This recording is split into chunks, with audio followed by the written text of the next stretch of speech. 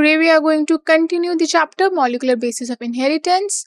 So this is theory part 2, and in this we are going to cover the NCERT session 5.1.2 and then 5.2. So let's get started. So this is disclaimer.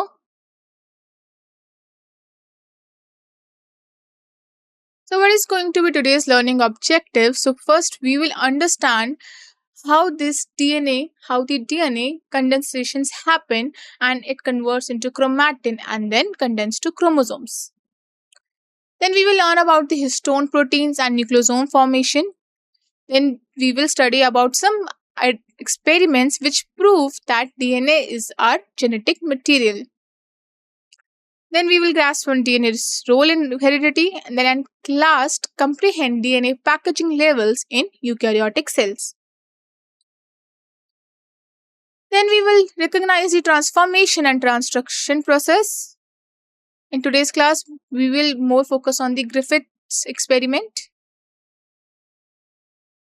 So what is going to be today's learning object, going to be today's index? So first we will cover this 5.1.2 session of NCERT, which is packaging of DNA helix. In previous class, we have studied everything about the structure of the DNA, what is the double helix structure of the DNA and all. Today we will study more about how this big DNA helix package. Then we will study the 5.2 session, which is the search for genetic material. Then there will be a summary in which we are going to give the gist of all the slides we will cover today. Then there will be some NCERT based questions followed by some interesting keynotes, and at last there will be some interesting questions that you guys gonna solve yourself. So here we come to the main point. How the DNA is packaging of DNA helix. First of all, what was the challenge for DNA packaging?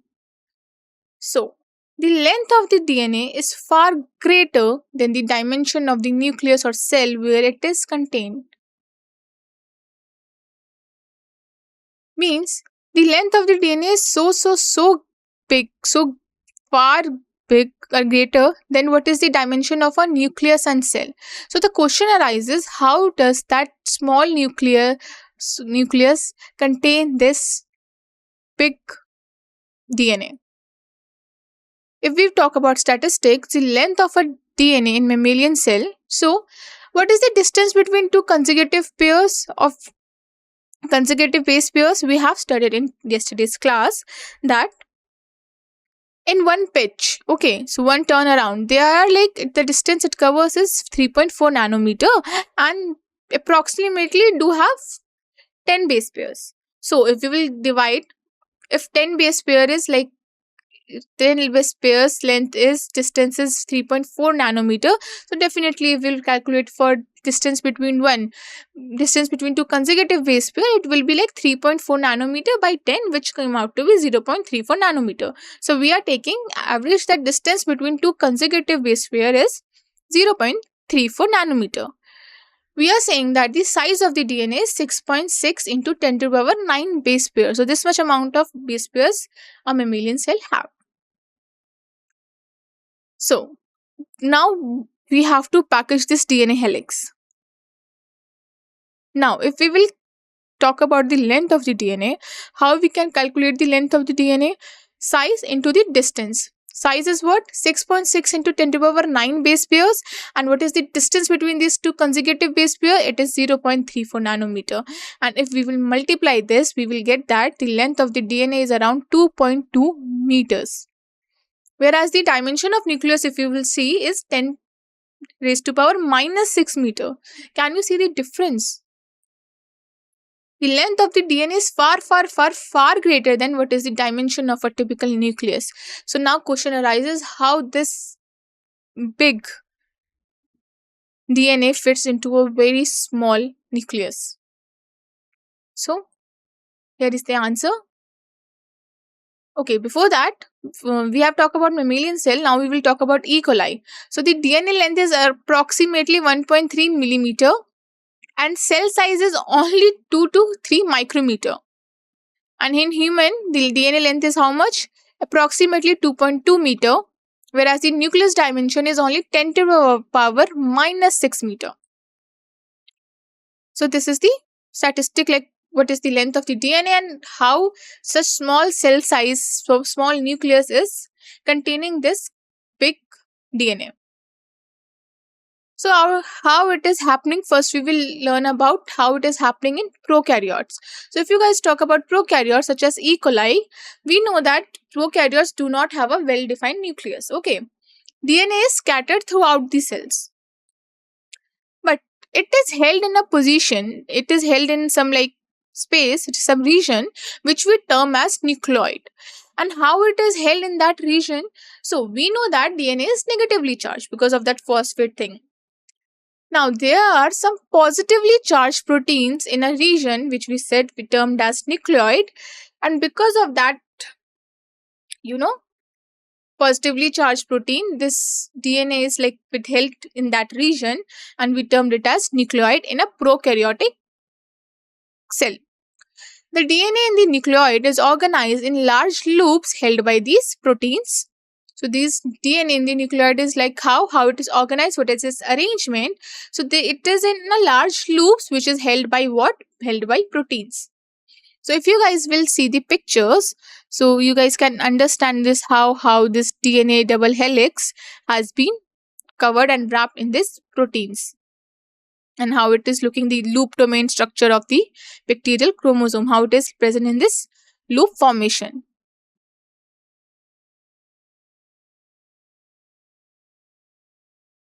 Then now this is something we talked about prokaryotes, but if you talk about eukaryote, the organization is much more complex. Complex as in, first we have this protein which we call histones. It is a set of positively charged basic proteins rich in basic amino acid, because we know this proteins, like how a charge of protein has been determined. It is determined by the side chain of this amino acids. So it is rich in basic amino acid, which is what? Lysine and arginine. And this histone, this is about histone.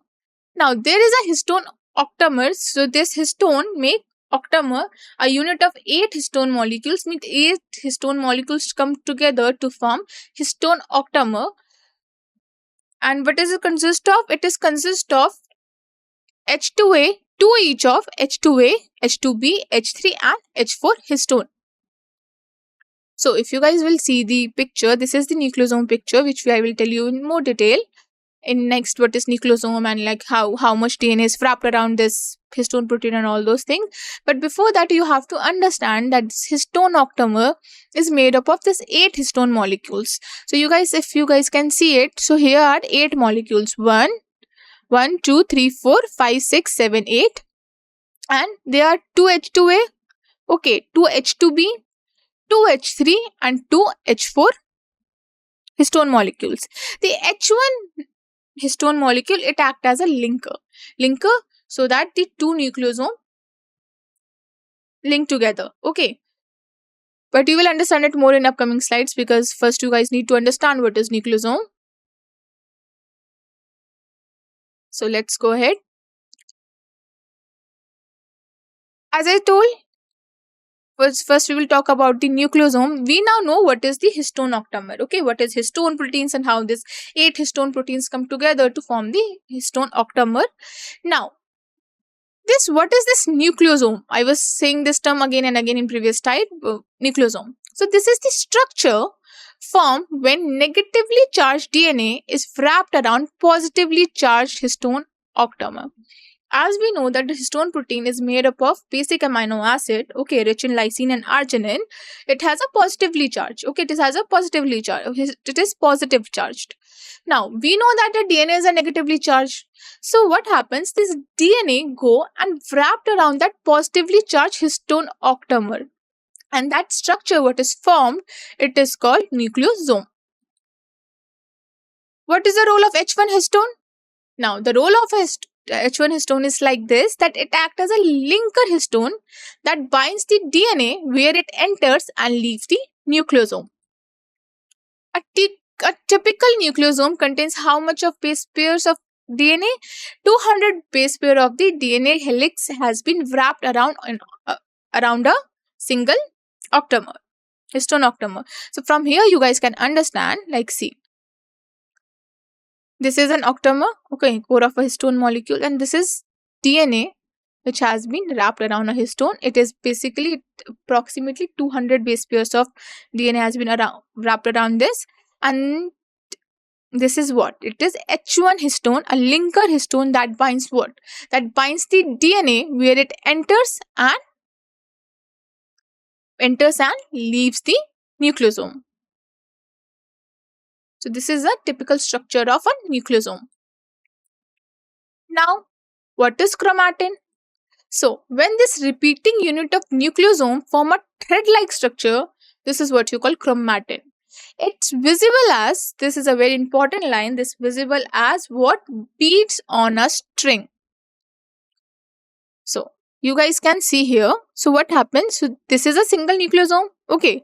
This is the second, third, fourth, 5 and all those things.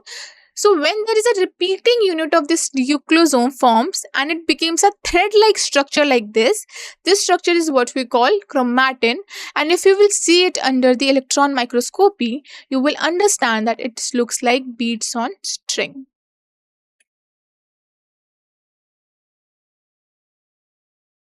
Now, this we talk about chromatin. Now, what is chromatin fiber and chromosome?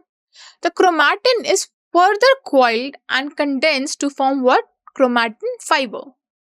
These fibers are then packaged to form chromosome at the metaphase stage of cell division. So here you guys can see, this is what? This is chromatin. Now what will happen? This chromatin will more coil and condense to form what? Chromatin fiber. And now what happened? These fiber then will be packed to form what? To form chromosome, which we can see at the metaphase stage of cell division.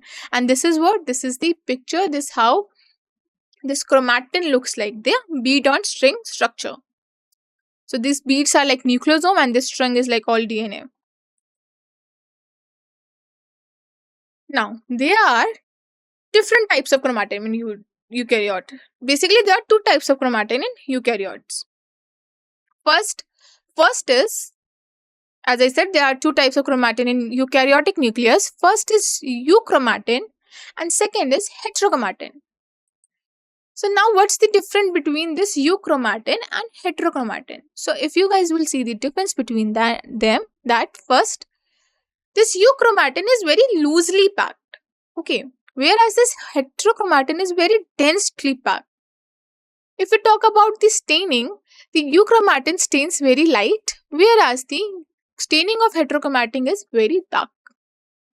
If you guys like the main function, you will talk about the transcriptional activity, means which DNA is going to encode for protein, which is transcriptly activate, means which can be transcribed into mRNA and then into protein and all those things. So this euchromatin, which is loosely packed, stain light, is transcriptionally active, whereas the heterochromatin, which is densely packed, stains dark, is what? It is transcriptionally inactive.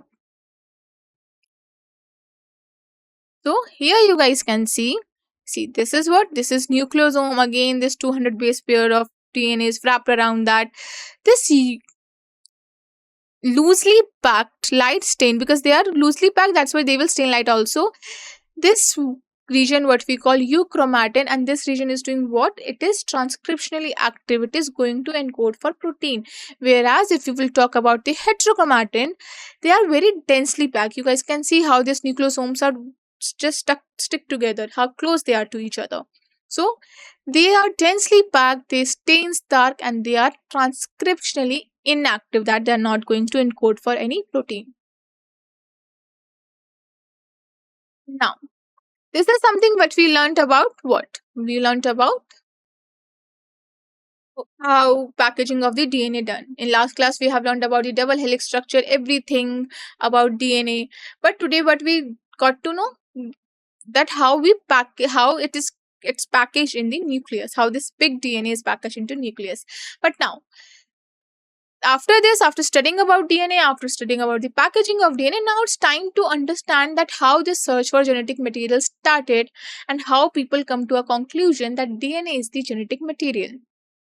Okay, so if you guys talk about the discovery of the genetic material in 1869, Nuclein Mischer did what? He discovered nucleus, but termed this as nuclein.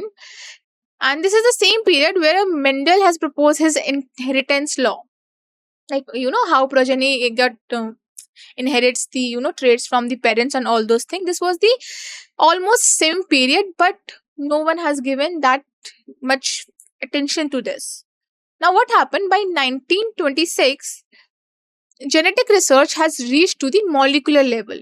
We reached to the molecular level to see, okay, what is the biochemical composition of this genes, genetic material, and all those things. Initially chromosome identified as the hereditary carriers, that they are the carriers which, you know, take information from one generation to another. Exact genetic molecule is still unknown, okay, by this time. Some of the key scientists like Mendel, who has given this inheritance laws, but the thing is that he got the recognition for this, his study and all, after he dies. Then Sutton has given his chromosome theory. Then Morgan was doing the chromosome research on this Drosophila thing and all those things. They were the key scientists. But the main mystery in 1926 was that which specific molecules carried genetic information, which molecules is responsible for this genetic information, act as a genetic information carrier. So now what happened? So there is now Griffith experiment happened. So this is what we call the transforming principle Griffith experiment. So it is very important, as in the perspective of this chapter, it is very important. So you guys should understand it very properly. So what is this transforming principle? From, you know, we got that is DNA is the genetic material and not, and all those things. So this experiment is very important. Frederick Griffith has, you know, done this experiment. So series of the experiment was done by Frederick Griffith in 1928 on which organism? On Streptococcus pneumonia. So this bacterium is doing what? This bacterium is responsible for causing pneumonia. This bacterium has two types of strains. First is S strain, what we call smooth strain, and this is a virulent strain. Virulent strain means it can cause disease, it can cause pneumonia. It has a polysaccharide mucus cord. Okay, and because of this polysaccharide mucus cord, it is virulent in nature and it can cause pneumonia. So, this is, you guys can see that this is S strain, smooth strain. Okay, it can cause disease. It is a virulent strain, and this is a polysaccharide coating, mucus coating. Okay, and this can cause pneumonia. Whereas the other one is the R strain, which is the rough strain. It do not have any coating. Okay, and it is not virulent. It cannot cause pneumonia.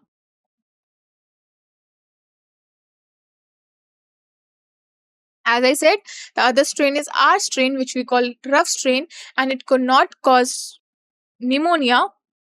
It lacks the coat and it is non-virulent strain. So this is what I have told in the previous slide also.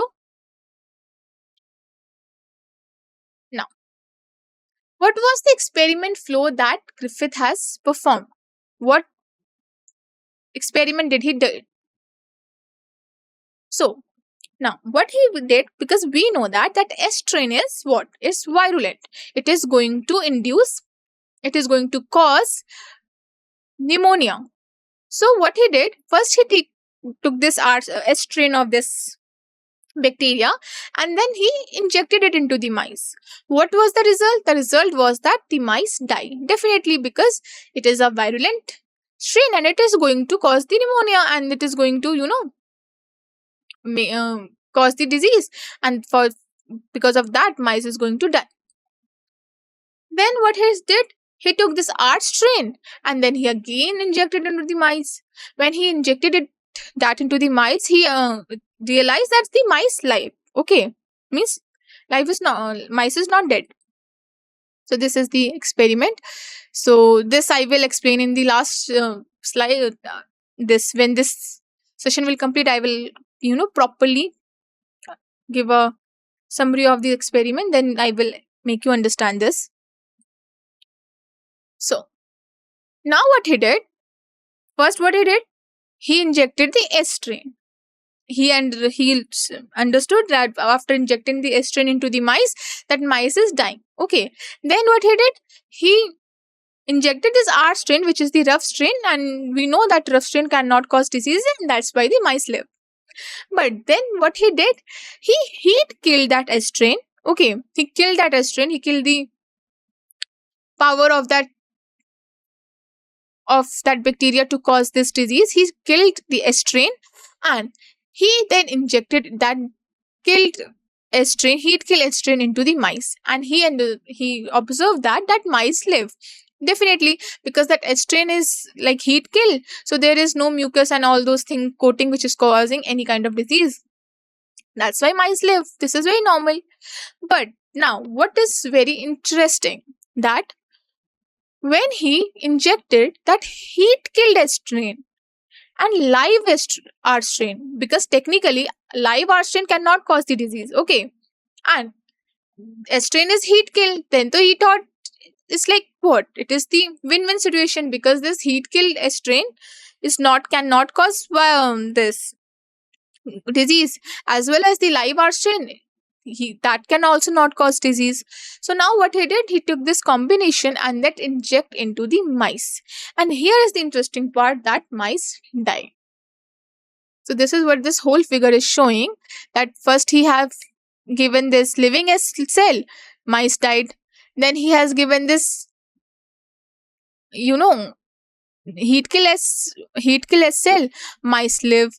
Then he gave this living R cell, mice obviously live. And when he has given this heat killed S cell and living R cell, then also mice died. Okay, and what we got? In this first case, we got S cell from the dead mouse. In the second, we got no cell from the healthy mouse. In third, we got R cell from the healthy mouse. Whereas in the fourth, we got S cell and R cell from the dead mouse. Technically, we shouldn't have get this heat killed S cell, because when we have given this only heat cell killed S cell, we have found no cells from the healthy mouse. Now what happened? So what he concluded after his experiment? He concluded that some transforming principle was transferred from this heat kill S strain to R strain. He told that there is some transforming principle which transfer what? Which transfer this heat kill S strain to R strain. And that's why now R strain is also become virulent. So this principle did what? It enabled the R strain to synthesize a smooth polysaccharide coat and become virulent. Means it can now cause disease. So definitely there will be a thing that this is much due to the transfer of the genetic material. But the biochemical nature was not defined. Is it the protein? Is it the RNA? Or is it the DNA which is doing this? So we know that there is definitely a transfer of genetic material, but its biochemical nature was not defined. So this is the same figure that I have explained in previous slide. So now it's time for biochemical characterization of the transforming principle. We know that there is some genetic material which is responsible for that experiment, that when Griffith has injected heat kill S strain plus live R strain. So this R strain became this, virulent and killed the mice. So now what is the chemical characterization of the transforming principle? So the experiment was done by Oswald Avery, Colin McLeod and Maclean McCarthy from 1933 to 44. What was the objective of that experiment? They wanted to determine the biochemical nature of the transforming principle from Griffith experiment. Prior to this experiment, people used to think the genetic material was thought to be protein. So now what was the methodology? What was the method they used for this biochemical characterization of transforming principle? They purified biochemicals, that is protein, DNA and RNA from heat-killed H cell. They treated these extracts with digestive enzyme to see which one inhibited transformation. So what they did was they have extracted this biochemicals. This biochemicals from biochemicals like proteins, DNA, and RNA from this heat kill S cell. Now, what they did? They treated these extract, okay, with what? With digestive enzymes to see which one inhibited transformation. They treated it with proteases, DNases, and RNases. So now, what happened? That I'll explain this figure. I will explain in next slide. So first, you got to know what was the methodology. Now they did. See, here is the tabular representation of that. Test 1 extract plus proteases going to digest protein and transformation occurred. Means protein is not the genetic material. Okay. Why? Because when we have treated that extract with this proteases which digest the protein, nothing happened, transformation occurred normally. That's why we saying that protein is not the genetic material. Whereas in second extract, when we treated it with RNAs, that is the enzyme which is going to digest RNA, again transformation occurred. It means that RNA is not the genetic material. But when we, in the third test, when we put DNAs that digest DNA to that extract, we got to know that transformation was inhibited. Because what happened? DNAs might have that DNA did what? DNA is going to digest, break down the DNA. So when there is no DNA, there is not going to be any transformation. Now they came to a conclusion that DNA is probably the genetic material. So here is the figure. What happened? Heat killed H cell was there, lipid and sugar, all those things were there. What they did? First, they add proteinases, okay, to this solution. Now, because there is proteinase, there going to be no protein. Then they did what? They added this R cell, but S cell appears. Means transformation occurred. In second, what they did? They add RNAs when there is no RNA. Now, then after that, they had R cell and they again see that S cell appears. Whereas in the fourth, when there was a heat kill S cell, lipid, sugar, everything, they add DNAs, means there will be no DNA. And then they added R cell, but there was no S cell appear, means there was no transformation that occur.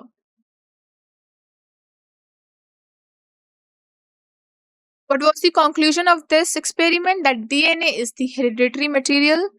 However, this was not immediately accepted by all biologists.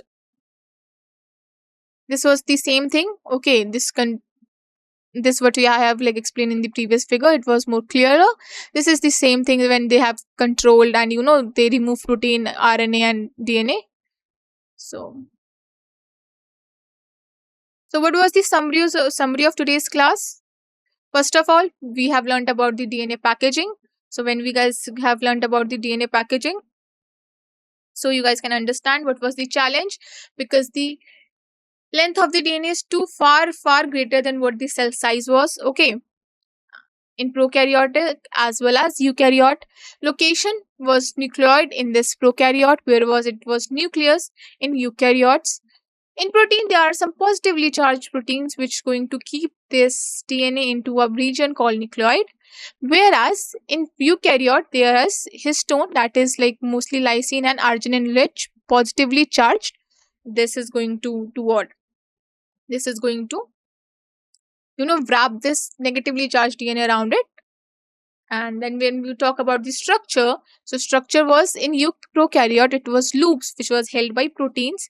Whereas when you talk about this eukaryotic, nucleosome means when the DNA wrapped around this histone octamer, when the approximately 200 base pair of DNA wrapped around the histone octamer is what we call nucleosome, which when then linked to another nucleosome, and this repeated units of chain is what we call as chromatin. And then this chromatin fibers is again condensed into chromatin fibers, and then it is more condensed in the with the chrome condensed to form the chromosome, which we can see at the metaphase stage. Now, if we talk about the histone protein, octamer prokaryotes don't have any. But when we talk about this eukaryote, yeah, we have a histone octamer which is made up of what? Which is made up of two each of H2A, H2B, H3 and H4 histone molecules. Whereas when you talk about the linker histone, prokaryotes not have any linker histone. But when you talk about the eukaryotes, it has a one linker histone, what we call H1, which binds to what? DNA entering and leaving the nucleosome.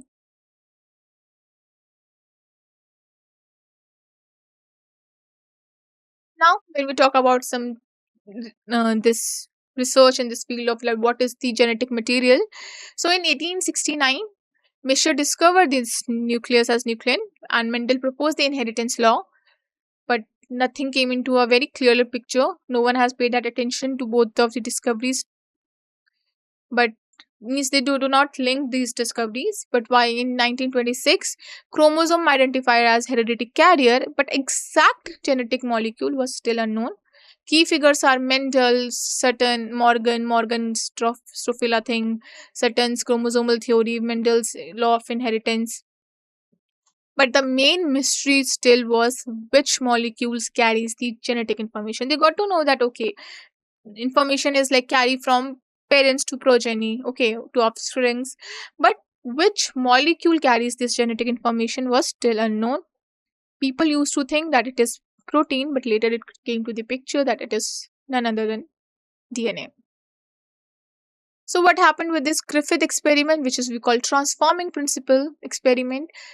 So he worked on Streptococcus pneumonia, which is going to have two strains, S strains, which is smooth because of that polysaccharide mucus smooth covering over it, and it is virulent. It has that polysaccharide coat, and when it is injected into mice die. When we talk about rough strain, so rough strain was non-virulent, there was no coat, and when it injected into the mice live. Now, when heat killed S, means its virulency is not that it is killed, is now it's non-virulent, is injected into the mice live. But when a heat kill S and a live R, which is live R is what? It is non-virulent, and heat killed is what? It because it is killed now, it is non-virulent. Technically, they thought the mice is going to live, but mice died. Why?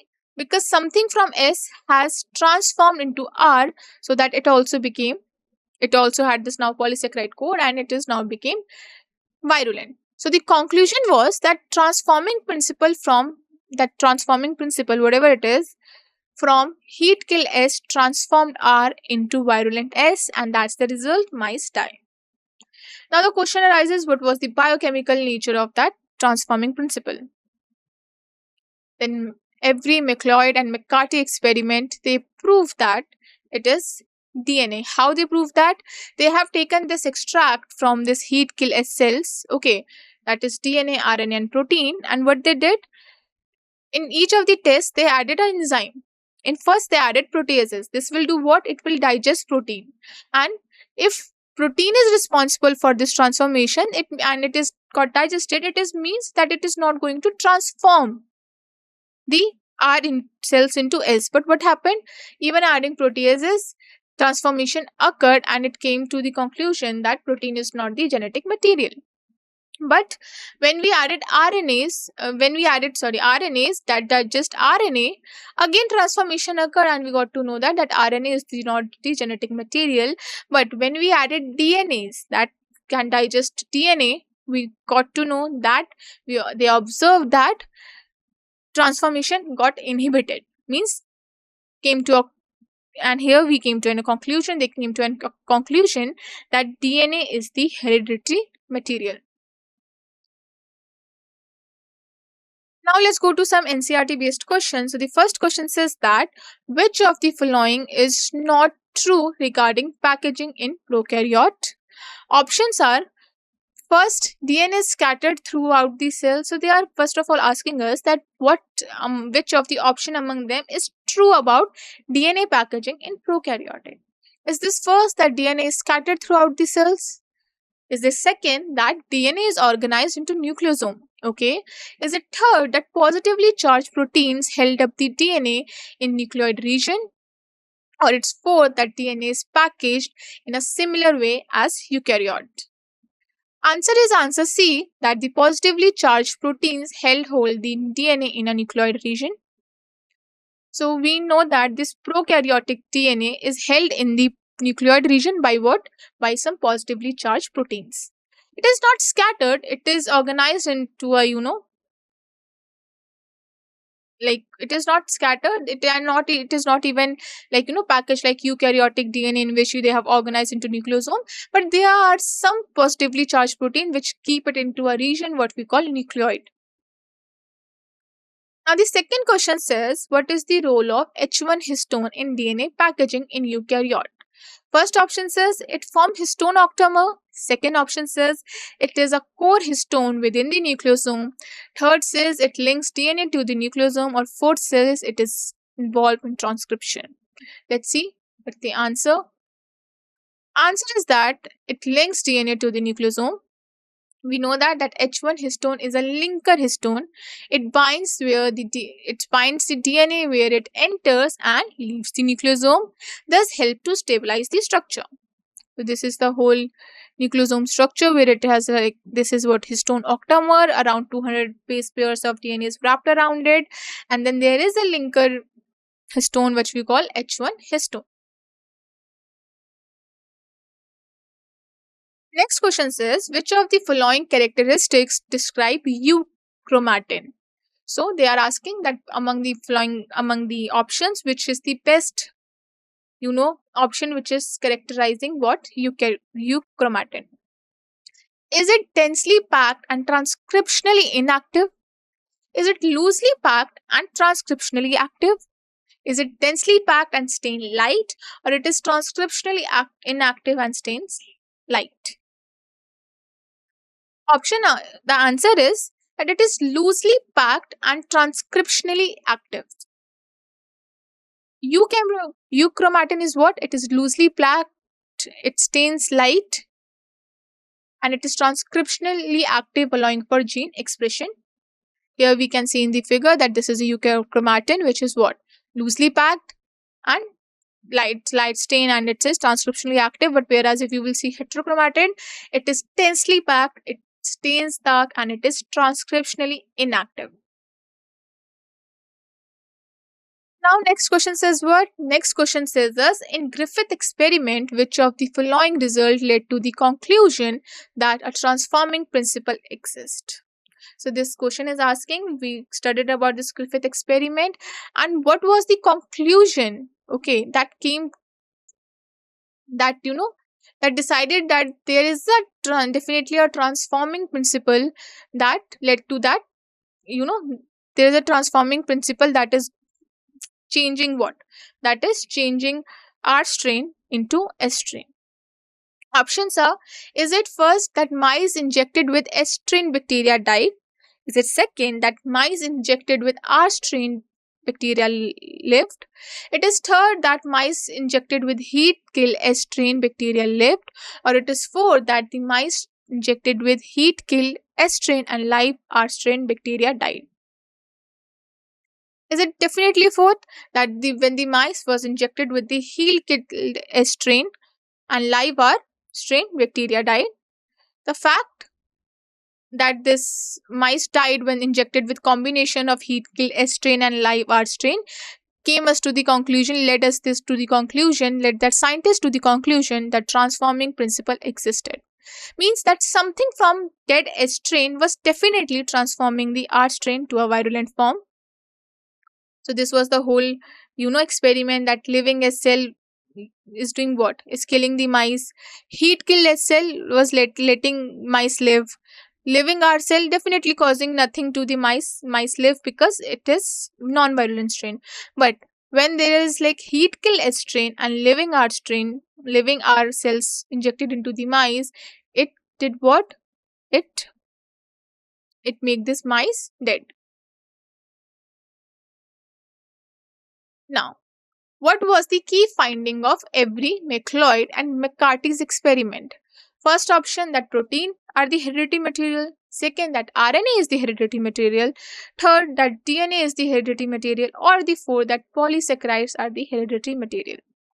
So, we know that what they did, Evries, McLeod and McCarthy, what they did, they find the biochemical nature of what? Of this Griffith experiment, the transforming principle. So, by performing that experiment, they came to a conclusion that DNA is the hereditary material. What was the observations they have seen and they come to this conclusion that DNA is the hereditary material? An enzyme that can digest DNA is an enzyme that can digest DNA can inhibit what? Transformation. Transformation happen when they have added this RNase and proteinase. Therefore, DNA is the hereditary material. So here it happened, like what happened.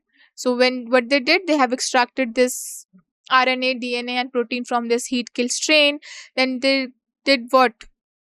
Then they, in one control they have keep it normally. Then in second, what they did, they removed the protein by adding proteinase. In second, what they did, they added RNase to remove RNA. And in third, what they did, they put DNAs to remove DNA. And then they have put this R strain into that. So what was the observations that they concluded that DNA is the hereditary material? So what they did actually, so they have put DNAs, an enzyme that digest DNA. They have like put this DNAs, the enzyme which has digest DNA. So what they did actually, what was the whole experiment is about, they have extracted this biochemicals, that is RNA, DNA and protein from this heat kill strain. Now what they did, in one they have added, one is control, in other what they did, they added this proteinase so that it can remove proteins. Then what they did, they added the RNAs that will remove RNA, and at last they added DNAs that will remove DNA. And after that, what they did, they add this live R strain. Now they have seen what? They have seen that in DNAs, in the test tube where there is DNAs, means the enzymes that can digest DNA, the transformation has been inhibited. Whereas the transformation occurred normally for the proteinase and RNase one. That's why they came to a conclusion that DNA is the hereditary material. Then what is the keynotes for today's class? That DNA is compacted 10,000 times to fit in nucleus. It wrapped around histone proteins, forms nucleosome, which we, when see under the electron microscopy, we call it as beads on string. Then it further coiled into chromatin fibers. What was the search for genetic material? Griffith transformation experiment occurred in 1928, whereas the Avery, McLeod and McCarthy experiment came into picture in 1944. Hershey-Chase experiment, which we're going to talk about in next class, happens in 1952, whereas the Watson and Crick has given its DNA structure model in which year? In 1953. So now there are some interesting questions that you guys gonna solve yourself. First, that why did complex DNA packaging evolve in prokaryotes and eukaryotes, given the size discrepancy between DNA and cells? Second question was like, how would the history of genetics differ if every McLeod and McCarthy needed both DNAs and RNAs to stop transformation? Now, how do cells switch between eukaryomatin and heterochromatin to control what? To control the gene expression. Thank you. Now we will go to what? Now we will go to that DPP question, that is daily practice question. So now what the first question is? So the first question says the distance between two consecutive base pair in DNA double helix is how much? Is 0.34. If the length is what? If the length of E. coli DNA is 1.36 millimeter, how many base pair does it contain? How we will solve this question? So let's see how we'll solve this question. We know that the length of the DNA is calculated how? So the length of the DNA is calculated by length equals to distance between the two consecutive base pair, that is 0.34 nanometer, into number of base pairs. So if you will see in this question, what we have length and we have distance between the two consecutive base pairs. Okay, but we do not have what base pairs, number of the base pairs. So now what we will do, first we will convert both this 0.34 nanometer and 1.36 millimeter into one standard. Like, let's now convert it into meter. So if you will convert 1.36 millimeter into meter, what you will do, you will write it like 1.36 into 10 to the power minus 3 meter, whereas your consecutive distance between this two base pairs will be 0.34 into 10 to the power minus 9 nanometer. Now what you will do? Now you will divide 1.36 into 10 to the power minus 3 meter by 0.34 into 10 to the power minus 9 meter, and now you will get the number of base pairs, which will be 4 into 10 to the power minus 10 to the power 6 base pairs. Now next question. In eukaryote, the DNA is wrapped around a histone octamer to form nucleosome. If a typical nucleosome contains 200 base pair of DNA, how many nucleosomes are theoretically present in a mammalian cell with 6.6 into 10 to the power 9 base pair of DNA? So here what this question is asking us, we know that on a histone octamer, it's about 200 base pair of the DNA that wrapped a histone octamer, and it will make now a nucleosome. So the question is asking us that if in mammalian cell is like what, 6 into 6.6 into 10 power minus 6.6 into 10 to the power 9 base pair of DNA, and we know about this 200 base pairs of DNA that wrapped around this histone octamer and make a nucleosome. So theoretically, how many nucleosomes will be there? Okay, so now we have to calculate. So if you guys will see, if 200 base pairs, okay, is making one nucleosome, then how much nucleosome will made by 6.6 into 10 power 9 base pairs? So how you can calculate it? By dividing 6.6 into 10 to power 9 base pairs by 200. And when you will divide it, you will get the answer 3.3 into 10 to the power 7. Now, next question says us, which of the following statement about chromatin is incorrect? Okay. First, euchromatin is transcriptionally active and lightly packed. Yeah, we know that euchromatin is what? It is loosely packed, transcriptionally active, and stains light. So first option is definitely correct. Let's go to next option. Heterochromatin is transcriptionally inactive and densely packed. It is also correct that the heterochromatin is transcriptionally inactive. It is packed compactly and it stains dark. Nucleosomes are the repeating unit of chromatin. That is also true, because we know that the repeating unit of nucleosome is going to make what? Is going to make chromatin. Whereas the fourth and last option says non-histone chromosomal proteins are absent in eukaryotic chromatin. It is wrong. It is incorrect. Why? Because non-histone chromosomal proteins are needed when chromatin fibers are more like folded and condensed into chromosomes. So the answer will be fourth. Option will be fourth. Now what's the next question says? The packaging of DNA in prokaryotic, for example, E. coli, differs from eukaryotic in which of the following ways? We know that the DNA packaging happen in a very different way in prokaryotes and in a very different way in eukaryotes. Now, they are asking we have to choose the option which is, like we have to click. We have to tick the option which is showing us that the packaging of the DNA in prokaryotic is different from eukaryotic, and in which way.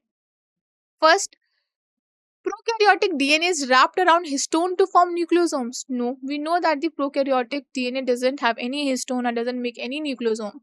Okay, prokaryotic DNA is doing what? Is organized into large loops held by proteins in the nucleoid region. We know that prokaryotic cells have some region which we call as nucleoid and has some positively charged protein which keep the negatively charged DNA into that region. So the answer will be second, but we are going to see other options too. Prokaryotic DNA is scattered throughout the cell. No, it is not scattered throughout the cell. It is in the region what we call nucleoid. And last, prokaryotic DNA is condensed into heterochromatin and euchromatin. No, we know that this is eukaryotic DNA, which is condensed into heterochromatin and euchromatin.